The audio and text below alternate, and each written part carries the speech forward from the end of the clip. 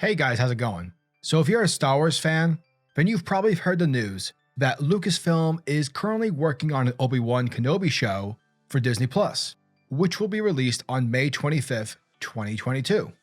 The series will bring back the almighty Ewan McGregor from the prequel movies to reprise his role as Obi-Wan Kenobi, along with Hayden Christensen as Darth Vader, Joel Edgerton as Uncle Owen, and Bonnie Pice as Aunt Beru. The series will pick up 10 years after Episode 3's Revenge of the Sith, and it will continue Obi-Wan's self-exile on the desert planet of Tatooine, where Obi-Wan will be watching over a young Luke Skywalker, where the show's plot will take the character on a, quote, rock-licking adventure. Now all that sounds pretty majestic and quite sandy. Sand jokes, gotta love them. But here's the major question that many fans have. What did Obi-Wan do during his time on Tatooine? Was he just reading books for 20 years? Did he have a 9-to-5 job? What did Obi-Wan do? Well, that's what this video is going to be about. Going through the events of what Obi-Wan did during his exile prior to Star Wars A New Hope.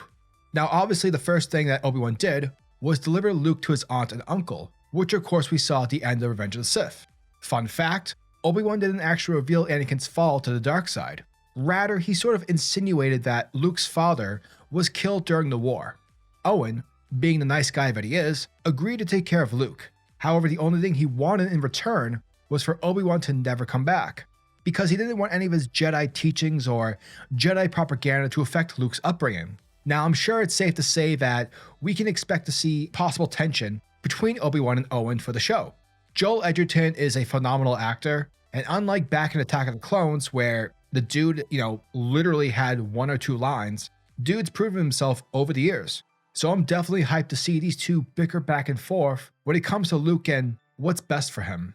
Side note, if you guys haven't watched the movie Warrior, then you definitely should. It stars Joel Edgerton and Tom Hardy, and it's great. Afterwards, somewhere within the Junlan Wastes, Kenobi found an abandoned prospector's hut, and after a few repairs, he turned it into his home, like we saw in A New Hope. During the early years of his exile, Obi began to meditate on a regular basis, and it just so happened that during one of these meditating sessions, he began to experience visions of the past, which in turn caused Qui-Gon Jinn's Force Spirit to counsel him on the Force. And this was likely where Obi-Wan managed to learn on how to become a Force ghost like his master. Obi-Wan would later conceal his identity using the alias of Ben Kenobi, much like how he did during the Clone Wars whenever he was assigned a Jedi secret mission. He even forfeited the use of his lightsaber. But of course, like anyone who owns a legitimate lightsaber, he struggled to repress his sense of duty as a Jedi and as a protector of the people. Therefore, because of this, he spent years battling these urges, eventually gaining the reputation of being somewhat of an old hermit. When Luke was 3 years old, the Lars family homestead was under attack by a group of bandits, but Obi-Wan, sensing Luke in danger, defeated the bandits. However, rather than thank him, Owen punched Obi-Wan square in the face, due to him interfering. However, this would mark the first time Luke Skywalker would have consciously met Obi-Wan Kenobi, since the last time they were together was when he was a baby, and, babies particularly don't have the best sort of memories. Later on, Jabba the Hutt began enforcing a water tax in the year 16 BBY on the local farmers of Tatooine, during a period that was called the Great Drought. Now, Jabba's thugs would eventually come across the Lars homestead to collect. However, like a watchful eye, Obi-Wan tapped into the Force, which caused their blasters to misfire. Eventually, Jabba's henchmen returned with more people, but Kenobi, under the guise of Ben Kenobi, the lone hermit, was able to take care of the thugs. A year later, Jabba decides to hire a Wookiee bounty hunter, Black Krrsantan, believing Owen Lars was the one responsible for roughing up his tax collectors, which led to Owen getting kidnapped by Krrsantan.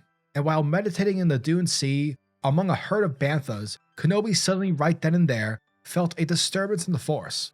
Thus, upon crossing the side of a rocky mountain, Obi-Wan confronted Krrsantan, and the two fought in epic fashion. Now, I've managed to cover this part of Star Wars history in my Black Krrsantan Explained video, which you can watch by clicking on the tab, so yeah, definitely do that. Basically, this was the incident where Kenobi defeated Krrsantan, cutting Krrsantan in the eye via his lightsaber, which is the reason for that lovely scar. It was also because of his failure, which led the Wookiee to travel off-world in order to escape Jabba's wrath.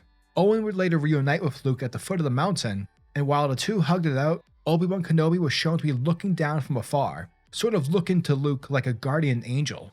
Now, this next part of history would mark the 10 years in exile, Essentially, this is where the show's events would take place. Now, following whatever happens in the Obi-Wan show, 2 years later, when Luke is 12 years old, Luke would find himself in a couple of perilous situations. One in particular involved a crate dragon. And just as Luke was about to get chomped on, Kenobi appeared before Luke and beheaded the monster. Seemingly, this was when Luke finally asked his protector for his name, to which Obi-Wan turned around and obliged. "My name is Ben Kenobi, and I am an old friend of your father." Following this mysterious encounter, stories began to spread across the Dune Sea about a knight wielding a glowing sword made of light, and that this knight would combat another dragon. Thus, the outcome eventually led to one of the planet's nomadic tribes to forever cease attempting and raiding or kidnapping other settlements, in fear of ensuring the knight's wrath. And I guarantee this is the part of history where Kenobi learned how to make that screeching Krayat dragon noise, like how we saw in A New Hope. Now, in the year 2 BBY, as shown in the animated show Star Wars Rebels, Darth Maul returned to Tatooine in search of Kenobi in order to obtain his revenge. This was also the time when Maul used a Sith holocron to lure Ezra Bridger to Tatooine, in hopes that the young Jedi's pain would echo across the Force, thus being enough to draw Kenobi out of hiding. Eventually, the two rivals would finally encounter one another across the sandy dunes. Now, what's interesting about this fight, this Duel of the Fates Part 2, is the fact that Maul is still the same villain. He's still the same guy, whereas Obi-Wan, because of his experiences during the Clone Wars, his time spent in training Anakin, and living his life currently in exile on Tatooine, it's clear that this was not the same Obi-Wan from before. Rather, this is an Obi-Wan who has finally realized that both his and Maul's rivalry is really in truth pretty fucking stupid, and it's not important at all. The Force is much bigger than that. Obi-Wan and Maul had their time. Rather, true power of the Force resides in Luke Skywalker. Thus, this causes Maul to speculate that Kenobi is here to protect someone, and because of the threat towards Luke, Kenobi ignites his lightsaber and begins to battle Maul, thus mortally wounding him in the process. And as Maul is laid dying, he asks Kenobi whether the person whom he was protecting was the chosen one, the one prophesied to destroy the Sith, and Obi-Wan responds, saying yes, to which Maul surprisingly took comfort from his words. Thus, following his most hated enemy's death, Kenobi built a funeral pile for Maul, and through an act of respect, he honored his old rival. And that, folks, is everything Obi-Wan did during his time on Tatooine. And thank you guys for checking out my video, as it truly means the world to me. And as always, I'm your majestic sayer of words, Supercliff. And if you guys are new to my channel, then do me a solid by smashing that like and subscribe button. And also hit that notification bell so that you'll never miss out on an upload, and so that you'll always be kept up to date with your favorite Star Wars related updates. Now tell me, what are your thoughts and opinions on the upcoming Obi-Wan show? Are you guys excited to see Ewan McGregor back in the role of everyone's favorite hello there user? And are you guys looking forward to the rematch between Obi-Wan and Darth Vader?